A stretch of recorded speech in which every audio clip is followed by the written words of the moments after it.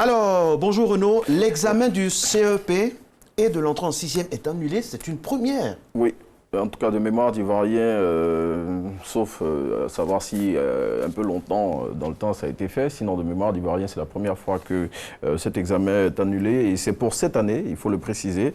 C'est ce qui ressort de la conférence de presse animée hier par la ministre de l'Éducation nationale, selon Kandia Camara. Cette décision a été arrêtée en raison des difficultés liées à la pandémie du coronavirus. Et pour tout savoir sur les dispositions prises pour pallier à cette situation et connaître les dates des examens du BEPC et du bac qui, eux, auront bel et bien lieu, il faut lire l'inter de ce jour. Fermeture du groupe ODCI par Facebook, son fondateur dit tout.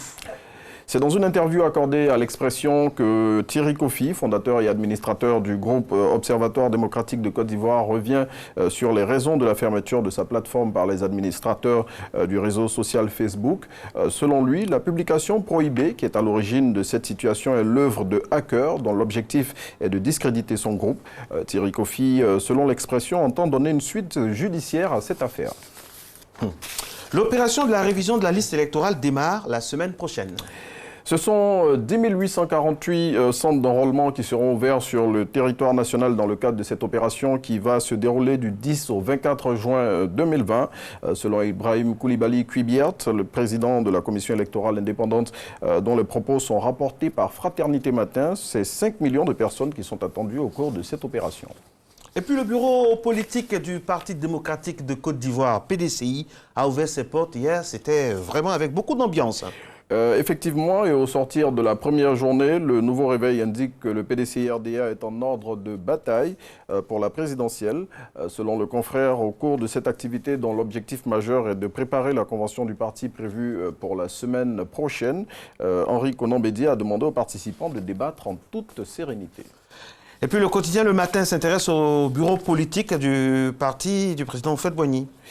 Et c'est avec cette question, les décisions du bureau politique sont-elles frappées de nullité? Selon le confrère, avec 400 présents sur 2124 membres, les résolutions de cette activité ne peuvent être crédibles. Toujours selon le quotidien, des personnalités du parti qui n'ont pas été conviées crient leur colère et préparent la riposte.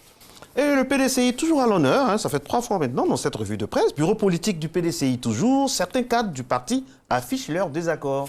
Oui, et parmi ces cadres du doyen des formations politiques ivoiriennes qui désapprouvent certains aspects de l'activité, on retrouve Yasmina Ouenien. Selon l'intelligent d'Abidjan, le député de Cocody, qui a brillé par son absence hier à l'ouverture du bureau politique, dit ses vérités à Henri Konan Bédié. Et puis que nous dit à nouveau l'expression en cette fin de semaine, mon très cher Renaud?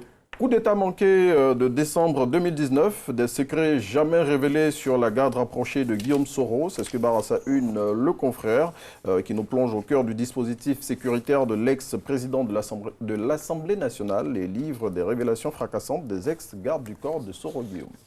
À lire donc. Et puis le stade Félix Houphouët-Boigny ferme le mois prochain pour une énième rénovation. Oui, cette enceinte sportive sera fermée pour des travaux de réhabilitation en vue de la CAN 2023 qui, tout le monde le sait, sera organisée par la Côte d'Ivoire selon l'Office national des sports. Ces travaux qui vont durer 20 mois vont permettre au Félicia qui a été construit dans les années 60 d'être entièrement rénové, couvert et doté de toutes les commodités, on l'espère, pour ne plus jamais refermer ses portes. Ok. Vous savez comment il s'appelait avant? Petite question. Le stade Géo-André. Oh, très bien, très bien. Oh, il est fort. On a eu l'occasion de chercher. Bon, deuxième question. Vous savez combien de fois il a été rénové ce stade? Ça, je ne saurais. Oui. Mais j'ai une anecdote à ce sujet aussi. Allez-y. Dans les mémoires du papa, parce que moi je l'appelle comme ça, Eugène Diekakou, grand nom de la télévision ivoirienne. Il y a un passage où il parle de la construction du stade Géo-André en faisant référence au doyen Eugène Diomandé. Oui. Et dans ce passage-là, il dit que le doyen, à l'époque, avait, pendant la construction du stade Géo-André, demandé au chef du chantier de lui noter le nombre de cailloux qui seraient utilisés pour la construction du stade Géo-André. Et il lui a noté tous les cailloux, je ne me rappelle plus du nombre exactement, mais une fois, au cours d'une de ses interventions, d'un reportage qu'il dédiait à Félix Houphouët-Boigny, il a donné le nombre exact de cailloux qui avaient été utilisés pour la construction du stade Géo-André.